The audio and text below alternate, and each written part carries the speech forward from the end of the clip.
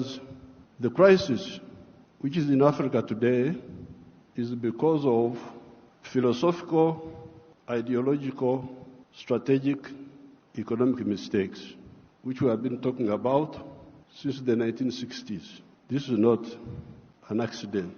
When you see the crisis in many of the African countries, the collapse of states, we predicted this in the 1960s. Philosophical, ideological, strategic mistakes.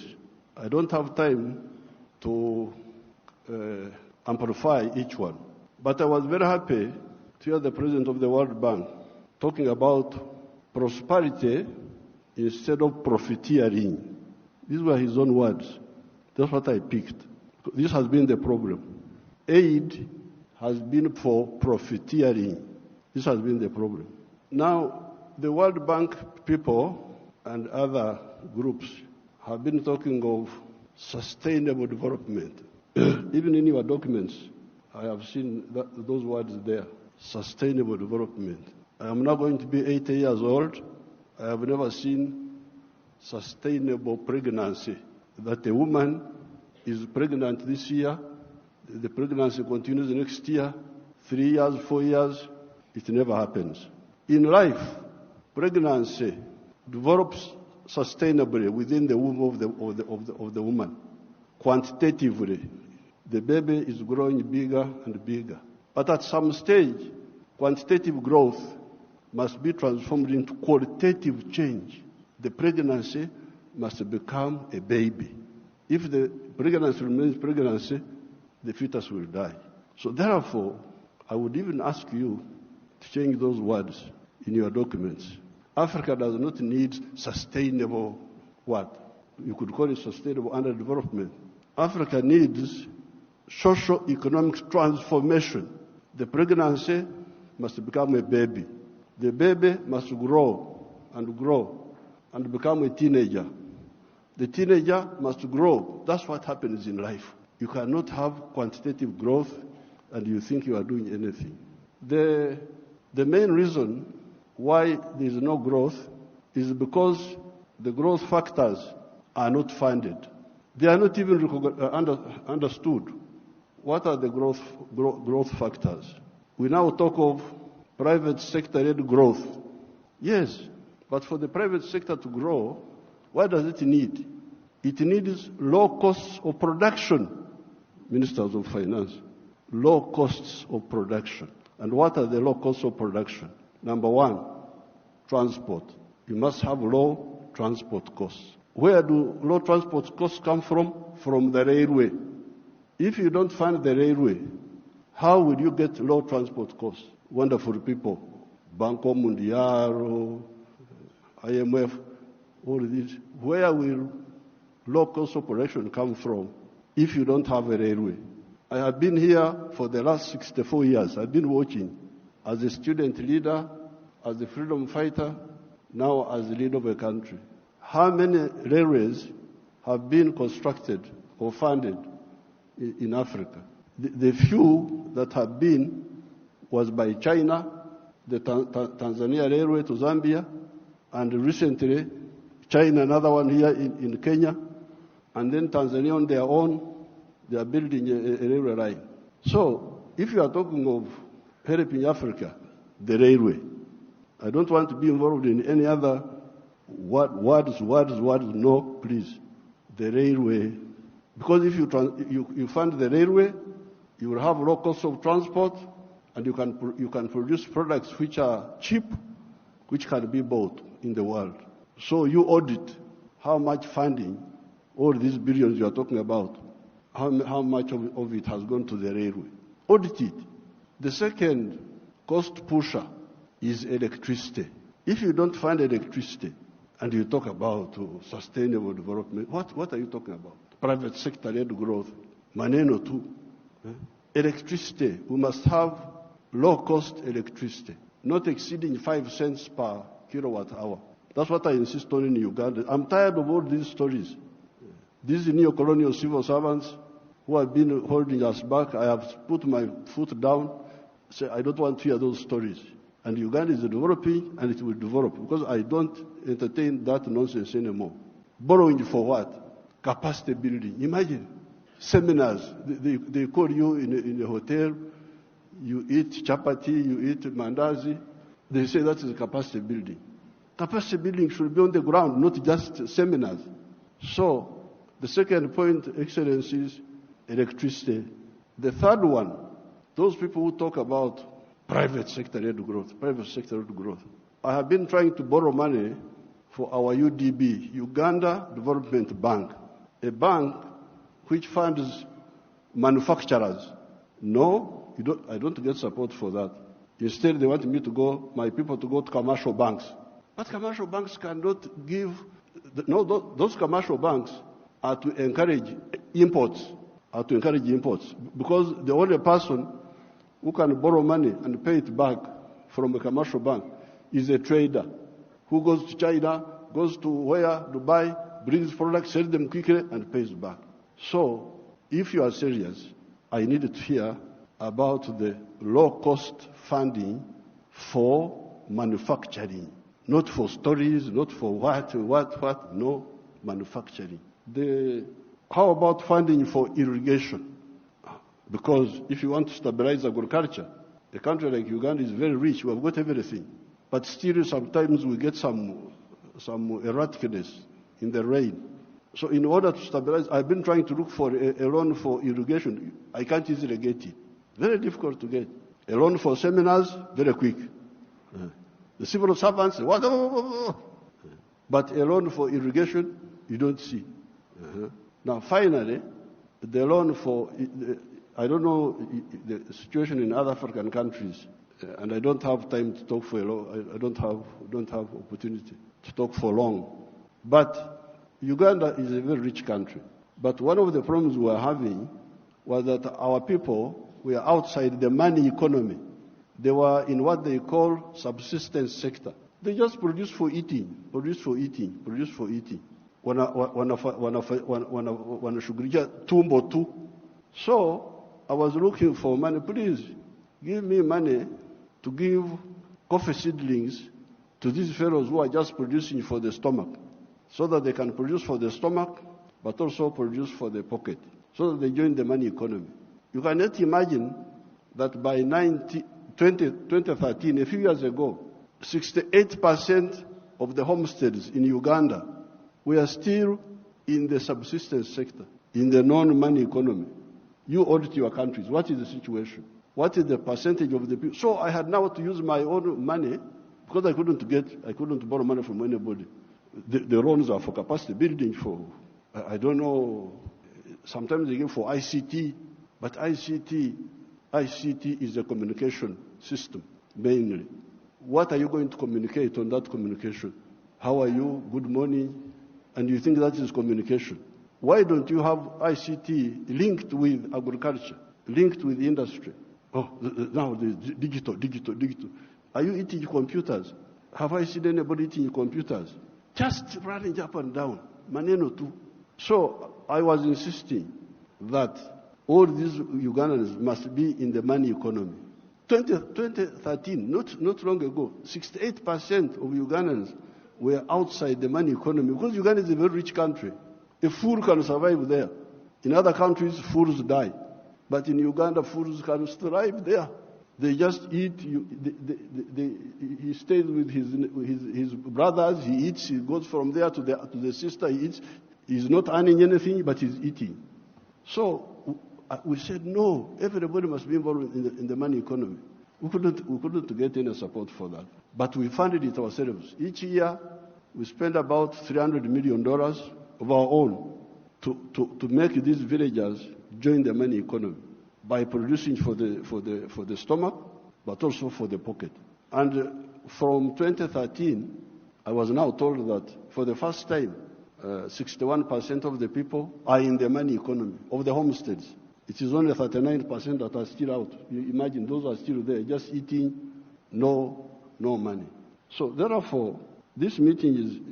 Then you get your neo-colonial civil servants. They talk of import support. Imagine there is money for import support. Import support. The governor writes to me, reports, we have got import cover for so many months. But I don't want to import. I want to export. Why don't you tell me about import substitution and export promotion? Instead you are telling me of import support. Money is available for to become more dependent. So I'm very glad to hear what finally, the cash, which we told our people about in the 1960s, we told them, part of the wars we fought in Uganda, we had to get rid of the neo-colonial groups which were there, which were stopping us from thinking. We had to get rid of them by force. But one of the problems was Africa producing raw materials. Matière primaire. They call it in Français, matière primaire. Raw materials. Imagine coffee. The global value of coffee is $460 billion. All the coffee producing countries of the world, Brazil, us, all these, we only get 25 billion of that. Out of the 460 billion, the coffee producing countries get 25 billion. And Africa gets only 2.5 billion. 900 million of that comes to Uganda because Uganda produces a lot of coffee. A country like Germany, which has no coffee, earns $65 billion from coffee. So, this I sell a kilo of coffee, good grade coffee, $2.5. Somebody in London will get $241 from that 1 kilo. Okay, there are other costs on the way. I don't want to, because he's the owner of a restaurant and so on. But coffee roasting, coffee grinding, coffee packing must happen here in Africa. It must happen at source. The shirt I'm putting on is Ugandan cotton. I don't put on foreign clothes. It's only the trousers I'm putting on because I can't go naked. Because they have not solved that problem for me. So, if you look at cotton, how many job levels are there? Job levels. You grow the cotton. Okay, that one we do. Those jobs we do. We gene the cotton. Kutoa mbegu, remove the seeds. That one we do here. And we end there. When you hear all these countries which have got crisis, Burkina Faso, I don't know what, Mali, all of them are cotton growing countries. But how much textiles are they producing? They are importing textiles, I don't know from where. So, now if you end at level 2, gining, removing the seeds, then you take the pamba, you take the cotton, to cleverer people who are clever, watu wenye akili, wako huko, sisi hapo tutajiita vipi? Kama mtu anakuzidi akili wewe unasema wewe nani? So, they take the cotton, they spinning, more money, more jobs. For their children, they weave, more money, more jobs. For their children, they put the print, more money, more jobs for their children. I looked at the figures. Uganda consumes 276 million meters of textiles each year. And that wonderful country of yours spends $880 million on clothes. Some of them dead people's clothes from Europe. When people die, their clothes, they are sent to you people, to Africa. And we spend 800, all the money we earn from coffee goes back to bring dead people's clothes. But we have got one factory there called Nitil. It produces 25 million million meters. So, in order to clothe our people in Uganda without importing, we need about 11 factories like the one of Nitil, and they would employ about 20,000 people. So and we would save $880 million, which we are just giving to other people. So, this Ida, what did you say about the modern slavery of the Africans of producing raw materials?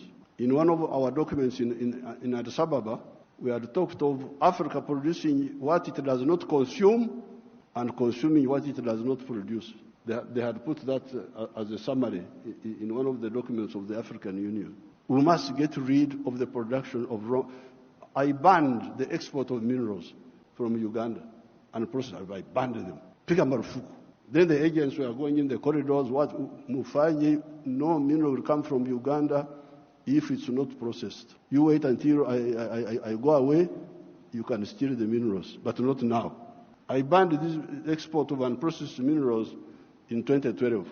My young brother, His Excellency Ruto, I forgave him and gave him some little iron ore for, I think, 2 or 3 years. Because I've got a lot of iron ore, one of the best in the world. I told him, His Excellency Ruto's man, Muindi wa hapa Kenya, you come and build the steel factory in Uganda at the iron ore. Oh, I've already built in Mombasa. So I said, okay, because of my young friend, I give you some iron ore for 2 or 3 years. But come and put the factory here. Now you can imagine akili ya watu wenu, my civil servants. An Indian wanted to take that iron ore to India. Imagine, iron ore in our language is called obtare, but it is soil, black soil. If you see it, it is soil. To take that to India and do what? Pay your wonderful people $47 per ton. Our iron ore is the purest in the world. It is 70% pure. So you need like 1.5 tons to make a ton of steel. Now, a ton of steel costs $700. Somebody gives you $47 on your wealth, the wealth of your people, and he gets $700 from it. And all the jobs. Your children have no jobs. Watoto wa Wahindi wanafanya wampata kazi. I can't be part of that treachery. So I banned, there will be no export of unprocessed minerals from Uganda. So there's no business. What do you mean there's no business? So when I banned them, they are flocking in now. They have opened 7 gold refineries. 7 gold refineries. They are there. Because I banned. The other day I was opening a tin refinery. You can imagine this tin, and Samia may know where we were, the power station. Both sides, the Uganda side and the Tanzanian side. That is all tin. But all this time, imagine, since the British were here, they were taking, walikuwa wanachukua mawe tu, stones. Because tin in nature is a stone, looks like a stone. So they take that, and they give my people $11 per kilo. And they take it to cleverer people. For the cleverer people, they get $32. My people got 11, those people get $32. And all the jobs. So when I was opening the factory, I was asking the refinery, I was asking them, this boy who opened the factory is a Canadian. I was asking them, huyu Mcanada, ameleta umeme wake? Has this Canadian brought his own electricity? No. Anatumia umeme wa kwetu. Ameleta maji yake ya factory? No. Anatumia maji yetu. Internet, anatumia ya nani? Ya kwetu. So, out of the $32, much of that money will remain in Uganda. Pay for the raw material, pay for the electricity, pay for the water, all that remains in Uganda. So, what does, first of all, my African brothers and sisters say about this hemorrhage of Africa? Hemorrhage. Echikurukuto, we call it in Uganda. This hemorrhage must stop.